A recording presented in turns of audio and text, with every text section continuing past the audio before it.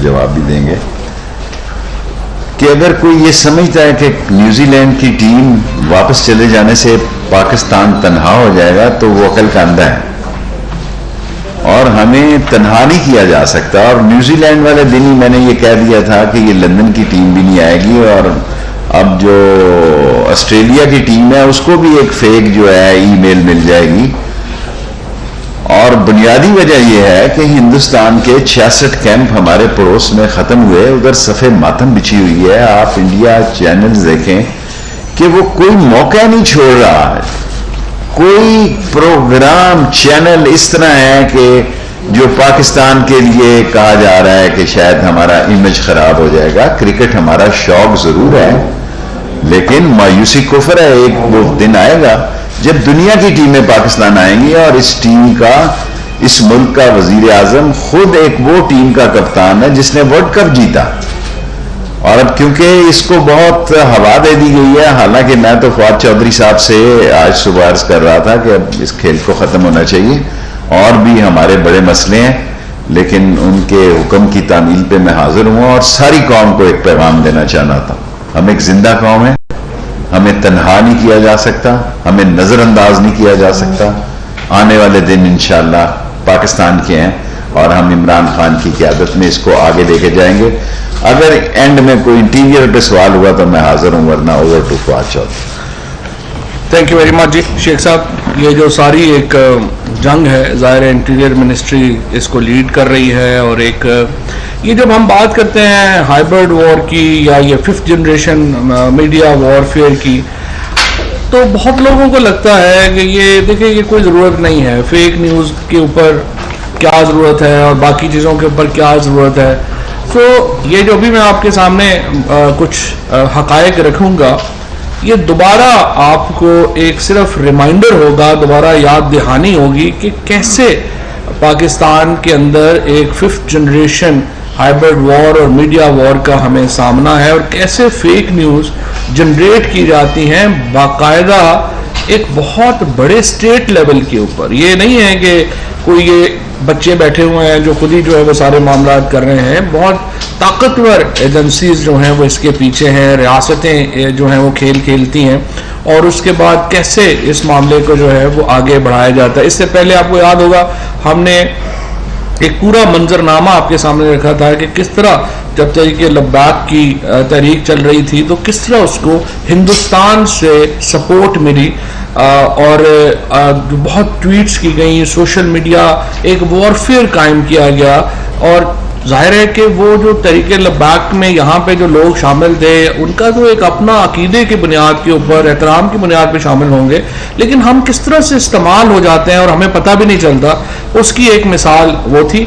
और आज ये जो कुछ आपके सामने चीज़ें हैं ये मैं आपके सामने रखता हूँ। ये ज़रा डिस्प्ले भी कर दीजिए टीवी के ऊपर भी, ताकि लोगों को एक नज़र भी आ जाए।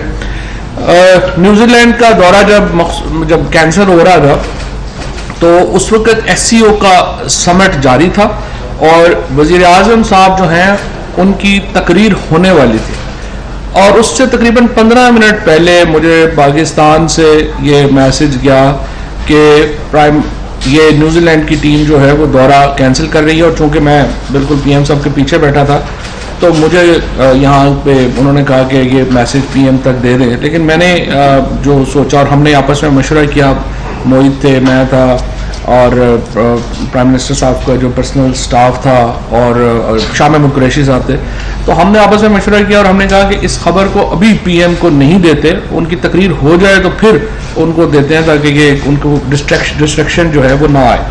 तो आप अंदाज़ा लगा सकते हैं कि ये कितनी बड़ी एक डिस्ट्रैक्शन थी पाकिस्तान के लिए और फिर पाकिस्तान के अवाम के लिए, कि इतना पाकिस्तान का जो we were looking forward to this tour, और बिल्कुल एक दिन पहले जो है वो इस टूर को इस तरीके से ख़त्म किया गया। और इससे बड़ा एक पाकिस्तान के लोगों में एक गम और गुस्सा पाया जाता है, और अभी तक भी जो सोशल मीडिया के ऊपर अमूमी तौर के ऊपर लोग बहुत नाराज़ हैं इस दौरे की कैंसिलेशन से।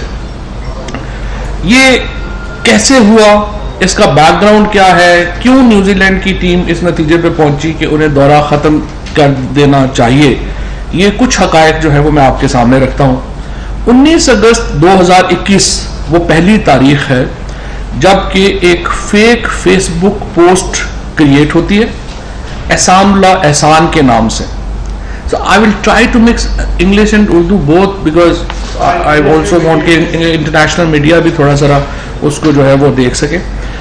So a Facebook post was circulated from a fabricated account made in the name of Ehsanullah Ehsan and XTTPJUA on social media asking New Zealand Cricket Board and government not to send the team to Pakistan as ISKP has planned to target New Zealand team. Okay. So 19 अगस्त 2021 को ये Facebook create होती है जो कि अभी आपके सामने अगर आपको मैंने दे भी दिया है.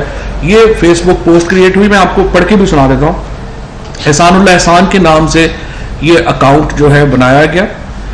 The New Zealand Cricket Board and the government should not send their cricket team to Pakistan because the security situation in Pakistan is not good.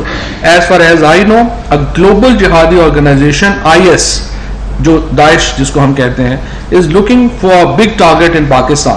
That target could be New Zealand cricket team, so that he can attract the attention of the media and to prove its presence in Pakistan. I know the jihadi organization IS will be angry with me after this post of mine, but I like cricket and I am not in favor of attacking the game. I have said what I had to say. Now it is the turn of the New Zealand cricket team and government to think very seriously. Ehsanullah Ehsan, ex-spokesperson for TTP and JUA. So पहली post जो create हुई वो 19 अगस्त 2021 को Facebook के ऊपर ये create हुई. बड़ी इंटरेस्टिंग इसके बाद इवेंट है 21 अगस्त 2021 को. सो 21 अगस्त 2021 अभिनंदन मिश्रा है जो ब्यूरो चीफ हैं संडे गार्डियन के. ये एक इसका हिंदुस्तान का एक अखबार है संडे गार्डियन. उन्होंने एक आर्टिकल पब्लिश किया, न्यूजीलैंड क्रिकेट टीम में face terrorist attack in Pakistan. ये उसने जो आर्टिकल क्रिएट किया वो एहसानुल्लाह एहसान की इस फेक पोस्ट की बुनियाद के ऊपर ये आर्टिकल जो है वो क्रिएट किया गया. अब ये जो अभिनंदन मिश्रा है जो संडे गार्डियन के ब्यूरो इंडिया के जो ब्यूरो चीफ हैं, इंटरेस्टिंगली इनके बहुत स्ट्रॉन्ग लिंक्स जो हैं वो मिलते हैं अमरुल्लाह सालेह से, जो कि अफगानिस्तान के फॉर्मर NSA और अमरुल्लाह सालेह के पाकिस्तान के बारे में ख्यालात जो हैं वो आप सब जो है आपको उनका पता है. सो पोस्ट आती है 19 अगस्त को. 21 अगस्त को उसके ऊपर हिंदुस्तान में यह आर्टिकल पोस्ट किया जाता है कि न्यूजीलैंड टीम जो है वो अंडर थ्रेट है. 24 अगस्त आ जाता है. 24 अगस्त 2021 को मार्टिन गप्टिल जो न्यूजीलैंड के आपको पता ही है, उनकी जो बेगम है उनको एक ईमेल मिलती है. ईमेल आईडी है tehreek-labbaik@protonmail.com. tehreek-labbaik@protonmail.com की एक आईडी से जो मार्टिन गप्टिल हैं उनकी बेगम को एक ईमेल जनरेट की जाती है और उनको ये थ्रेट किया जाता है कि मार्टिन गप्टिल को पाकिस्तान में कत्ल कर दिया जाएगा.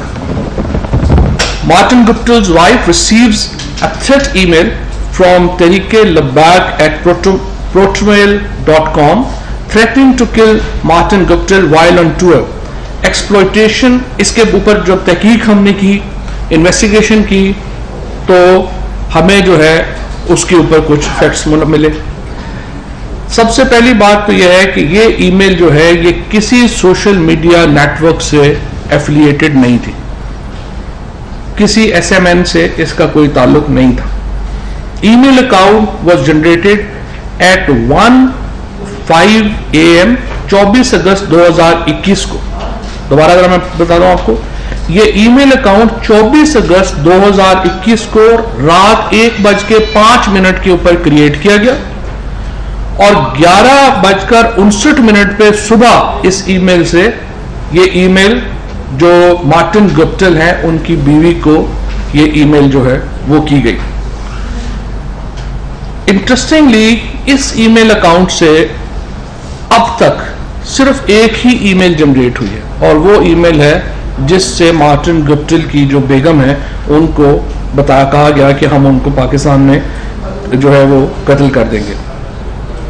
अब एक और यहाँ पे मैं आपको बताऊं, ये जो मेल है ये प्रोटॉन मेल से भेजी गई। बहुत सारे लोग जो कि थोड़ा बहुत मीडिया इससे सोशल मीडिया को और साइबर सिक्योरिटी को समझते हैं, उनको पता है कि जो प्रोटॉन मेल है वो सिक्योर सर्विस होती है और उसकी जो डिटेल्स हैं वो इस तरह से अवेलेबल नहीं होती हैं। अब हमने इसको इंटरपोल को रिक्वेस्ट की है कि वो इसमें हमें असिस्ट करे और वो इसमें हमें जो है बताए कि ये ईमेल जो है वो कैसे जनरेट की। अच्छा, अब ये 24 अगस्त 2021 का वाकया है और इससे पहले मैंने आपको बताया 21 अगस्त 2021 को आर्टिकल आता है, उससे पहले 19 अगस्त को एहसान एहसान की एक फेक जो मेल है वो आती है। इन तमाम वाकयात के बावजूद न्यूजीलैंड टीम अपना टूर कैंसिल नहीं करती, वो पाकिस्तान आ जाते हैं। So New Zealand team despite all these threats did not cancel their Pakistan tour, they arrived in Pakistan. और तमाम उनकी जो सिक्योरिटी, जिस तरह से हमारे इंटीरियर मिनिस्टर साहब ने, शेख रशीद साहब ने उस तरह की कि इतनी फौजें नहीं होती मुल्कों में जिस किस्म की हमने उनको सिक्योरिटी प्रोवाइड की।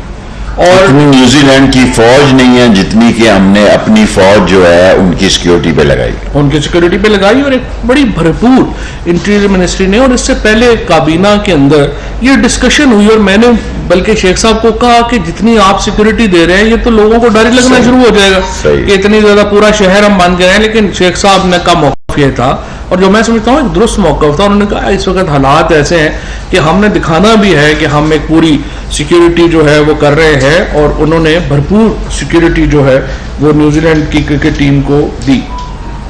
अच्छा, सितंबर 11 और 12 को न्यूजीलैंड की टीम जो है, New Zealand teams arrives in Pakistan September 11 and 12 और पाकिस्तान में वो आ जाते हैं। चार्टर्ड फ्लाइट से वो आते हैं, 2 बजे दोपहर को वो पहुंचते हैं और T20 टीम के जो मेंबर्स हैं वो 12 सितंबर 2021 को पहुंचते हैं। सो मेन टीम जो है वो पहले एक दिन आ जाती है 2 बजे अपने चार्टर पे और जो T20 के हैं वो 12 तारीख को आ जाते हैं।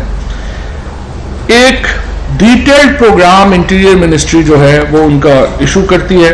इसमें उनका पूरा जो है कि वो होटल से कैसे निकलेंगे, होटल की सिक्योरिटी क्या होगी, एक बहुत डिटेल्ड प्रोटोकॉल जो है, 2 हेलीकॉप्टर जो हैं वो इंटीरियर मिनिस्ट्री ने लगाए, बहुत डिटेल्ड प्रोटोकॉल इन्होंने इशू किया। और उसके बाद जो प्रैक्टिसिंग सेशंस थे उनका स्केड्यूल जो है वो इशू किया गया।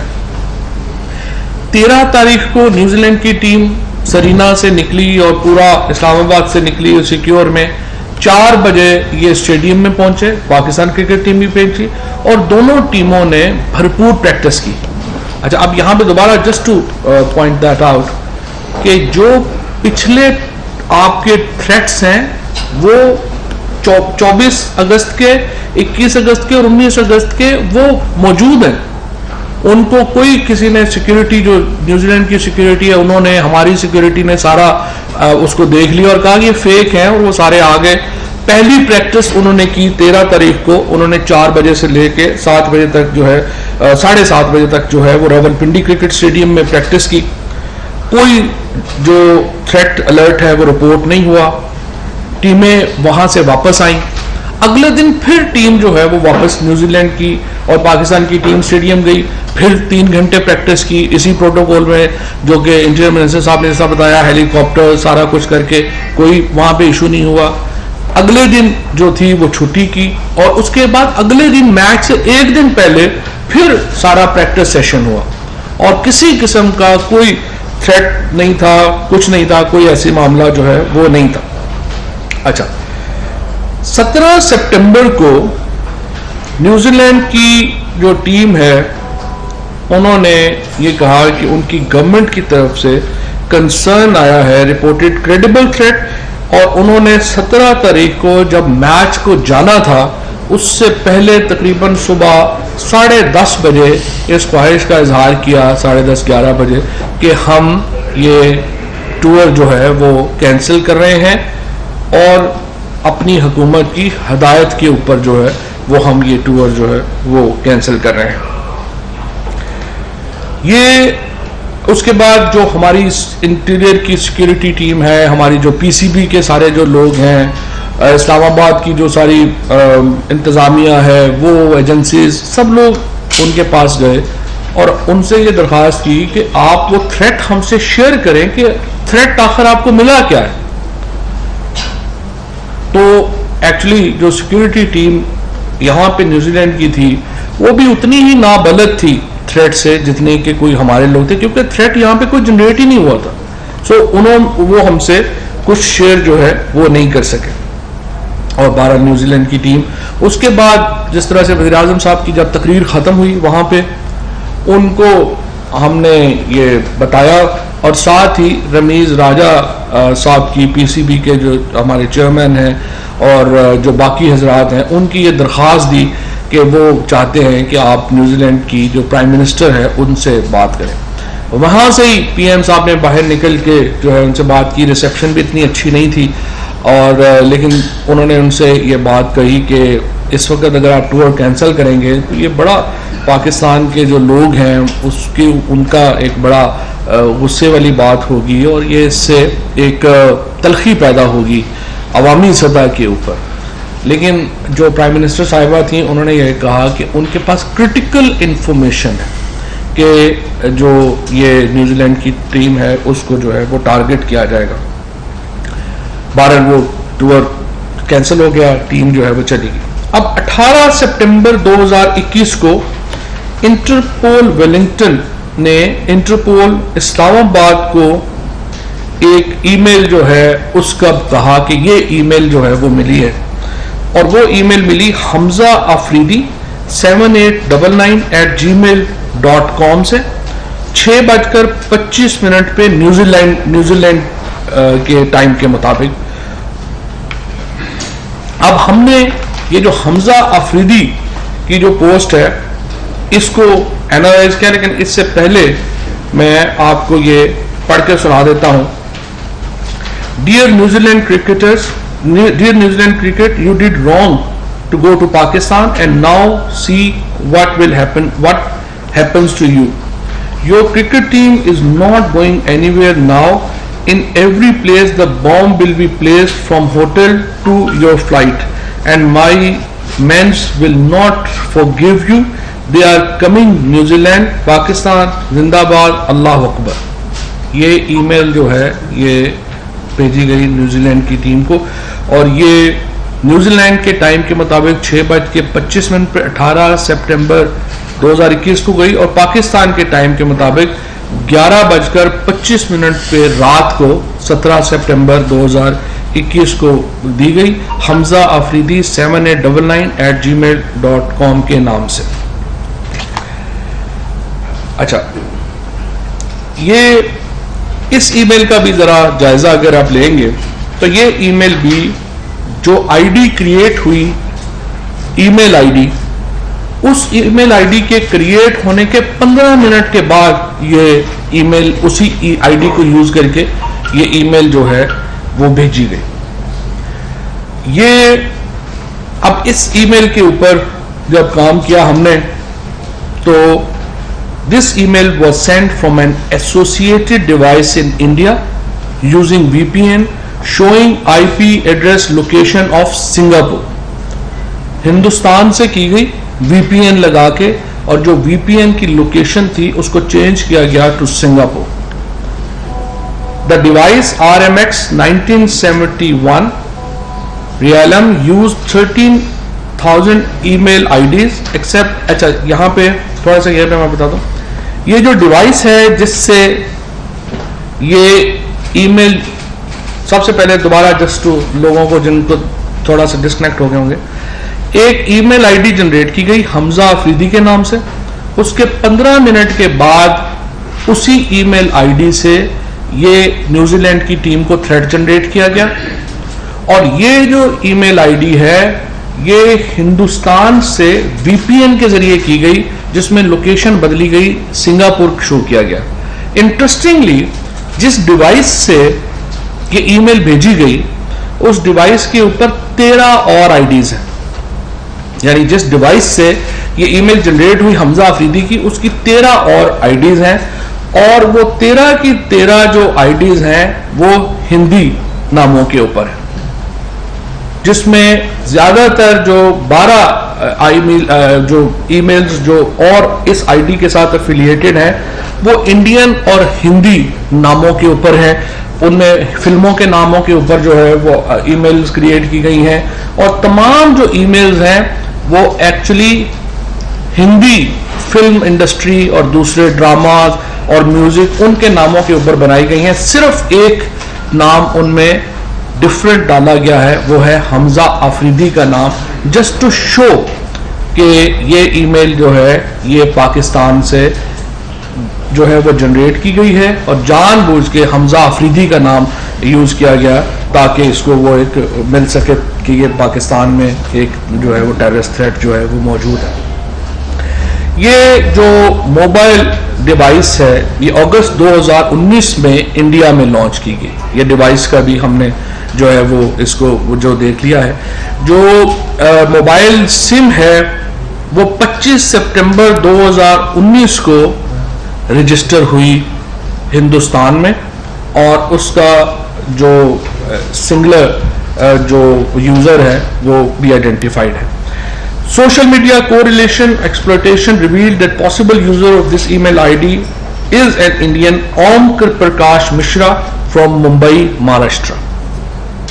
So again, here comes a very strong Indian link, unfortunately, that the device that was used to send a threat to New Zealand team actually belonged to India.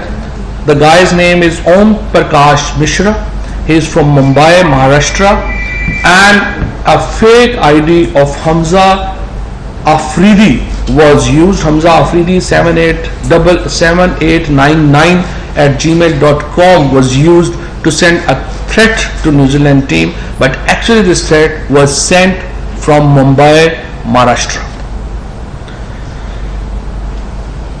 Timing and text of the threat email suggests that the threat was not the reason for cancellation of the tour, but was issued after the cancellation to malign Pakistan and substantiate the security concerns of New Zealand and other touring countries. Basically कि ये जो threat issue किया गया था हमजा का, ये तो tour cancel होने के बाद इशू किया गया था ना, और इसका मकसद यही था कि पाकिस्तान को उसमें शामिल किया जा सके और इसको जो है वो किया जा सके। इसके जो फॉलो अप एक्शंस हुए हैं, अभी इंटीरियर मिनिस्ट्री ने उसके ऊपर FIR जो है वो दर्ज कर दी है इस सारे मामले के ऊपर, and now they have requested Interpol for provisions of detail about दोनों के जो तरीके लब्बाक है protonmail.com है और दूसरा जो ईमेल आईडी हमजा अफरीदी का जो है, इसका दोनों को अब इन्होंने अप्रोच कर रहे हैं इसको इंटरपोल को कि वो इसके ऊपर मजीद तहकीकात FIA के साथ जो है वो मिलके करे। सो प्राइमरीली ये जो एक पूरी फॉल्स थ्रेट थी जिसके ऊपर हुआ किया गया और ये सारा थ्रेट जो है ये इंडिया से जो है वो जनरेट हुआ। यहाँ पे मैं आपको एक बात और भी ये बता दूं कि वेस्ट इंडीज की क्रिकेट टीम दिसंबर में पाकिस्तान आ रही है। अभी से ही एक थ्रेट वेस्ट इंडीज टीम को इशू कर दिया गया और वेस्ट इंडीज टीम को जो थ्रेट इशू किया गया है उसकी भी ईमेल आईडी चेक करें, वो है ehsanullah@protonmail.com। एहसानुल्लाह एहसान जो है, अब उसके स्पेलिंग जरा आप चेक कर लेंगे तो जो सारे हमारे यहाँ पे बैठे हुए चूंकि सारे पाकिस्तानी हैं, आप आराम से देख लेंगे कि वो जो एहसानुल्लाह एहसान का अगला स्पेलिंग है वो है एहसानुल्लाह लिख के उसके बाद लिखा गया है EHSHAN, एहसान। आपको अच्छी तरह पता है कि ये किस तरीके से जो सारे इंडियन स्पेलिंग्स हैं वो किस तरह के होते हैं और किस तरह के होते हैं, किस तरह से जो है चलता है। So primarily this is very unfortunate that this is not a campaign against Pakistan. We believe this is a campaign against international cricket and ICC must take notice of that. International bodies must take notice of that. The way things are, it is very apparent that a fake, unfortunate incident and threat was created from India primarily कि वो यहाँ पे जो दौरा है New Zealand का उसको वो कैंसिल कराते। और अभी तक हम ये समझते हैं कि जो न्यूजीलैंड की गवर्नमेंट है उसको भी हम ये समझते हैं कि उनको चाहिए कि जो स्पेसिफिक थ्रेट है जो उनको मिला वो हमारे साथ शेयर करें, क्योंकि अगर वो टीम चली भी गई है तो थ्रेट तो मौजूद है ना, तो हमारा राइट है कि हम उस थ्रेट को जो है वो न्यूट्रलाइज कर सकें। ये तो नहीं है कि आप की टीम चली गई है और आप थ्रेट यहाँ पे मौजूद है। सो ये सारी कहानी थी जो आपके सामने रखना मकसूद था। जी आई थिंक दैट जी मतीन जी मतीन फवाद साहब ये बताइए कि अभी आपने कहा कि आईसीसी जो है इसका नोटिस है, एनी कम्युनिकेशन, एनी नोट और any such communication has been shared with ICC, ये जो आपने सारी चीजें करी। और दूसरा कल दफ्तर खारजा ने बताया कि पाकिस्तानी हाई कमिश्नर है वहाँ पे he lodged a strong démarche with the New Zealand government over this abrupt cancellation of the visit.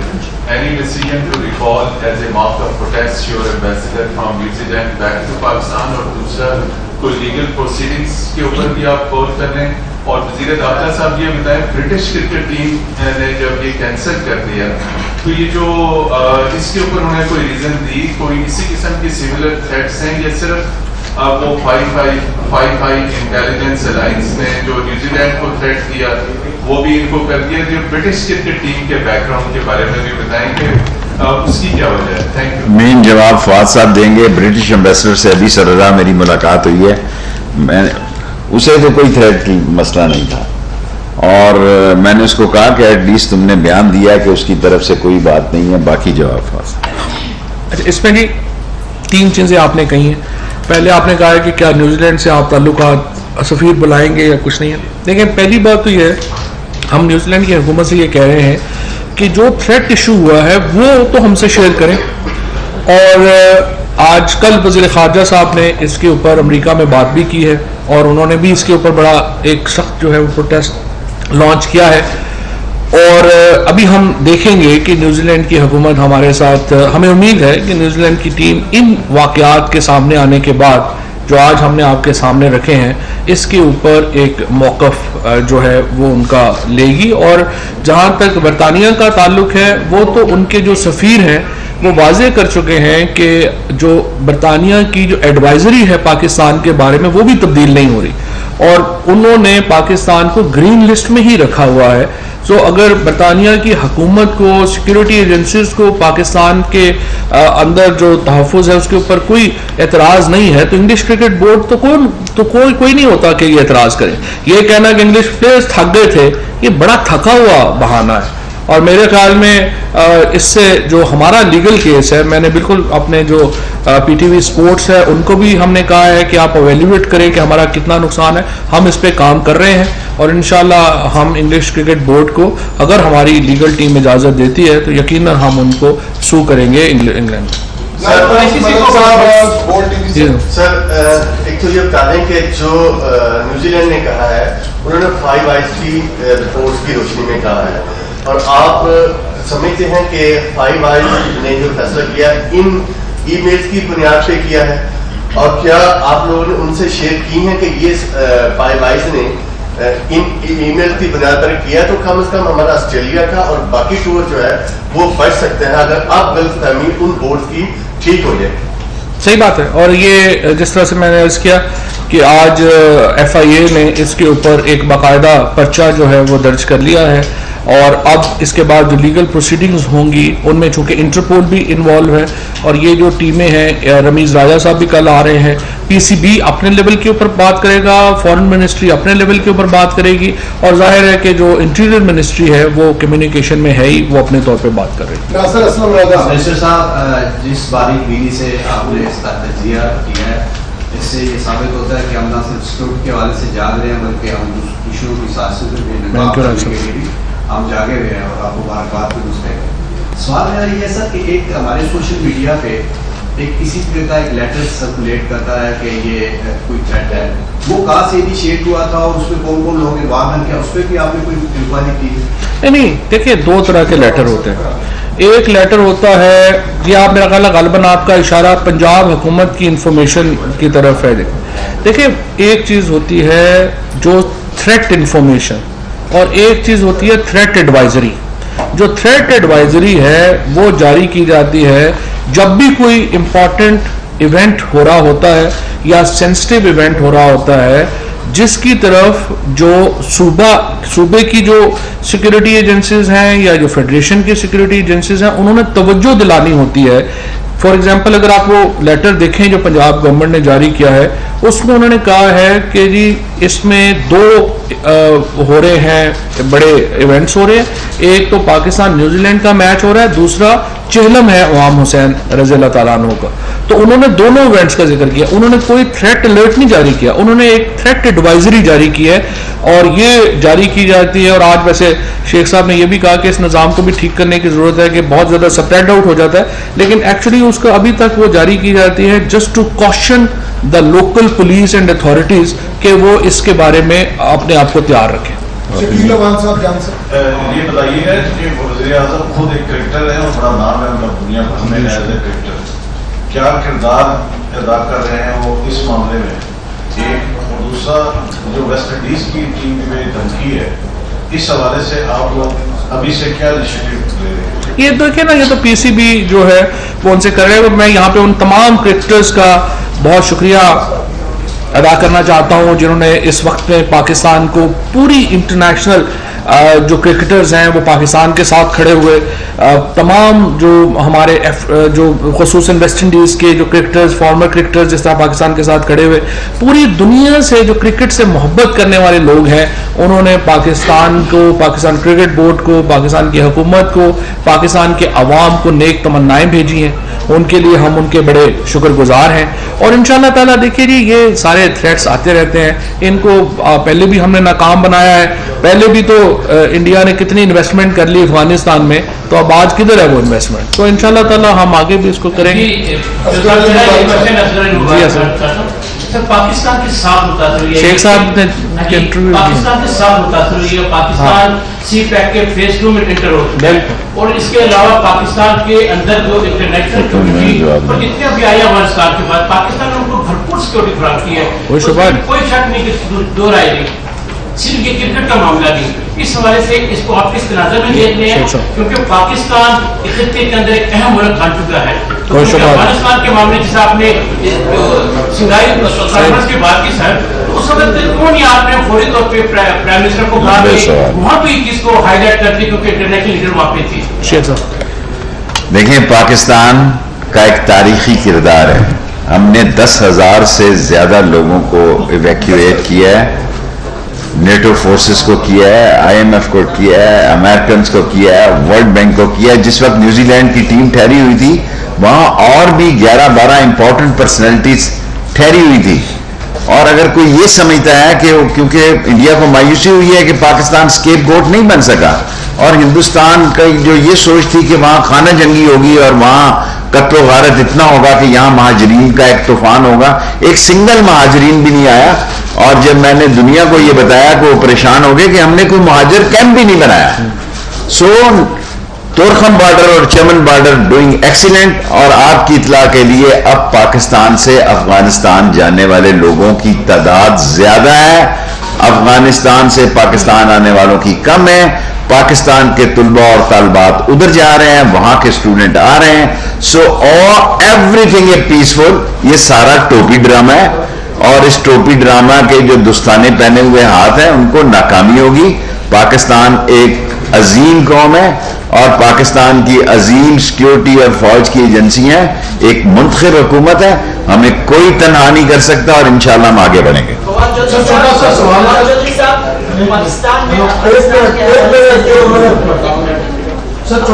है कि बड़ी अच्छी काबिश है कि यहाँ जौहर टाउन लाहौर वाला धमाका या ये वाला वाकया हमारी एजेंसी ने बड़ी क्विकली जो है वो सारा रिवील कर रही है। तो क्या ये बेहतर नहीं होगा, जैसे आपने प्रेस कॉन्फ्रेंस के हवाले माइक को क्लियर किया, एक प्रेस कॉन्फ्रेंस ICC को ऑन बोर्ड लेके दुबई में की। देखें ICC को, मेरे भाई मुख्तसर सवाल है, देखें गुजारिश ये है कि हिंदुस्तान ने बहुत सारे जेलों में से लोगों को वो बेल पे निकालता है, वो उनकी जमानतें करवाता है, फिर उनको ट्रेन करता है। वो पाकिस्तान में दहशतगर्दी से बाज नहीं आ रहा, लेकिन इंशाअल्लाह ताला हमने 86,000 लोगों की पहले जाने दी है, 1 लाख से ज्यादा आपाश किया है और दहशतगर्दी को नाकाम किया है। अमन हमारा बयानिया और अमन इस मुल्क में कायम हो।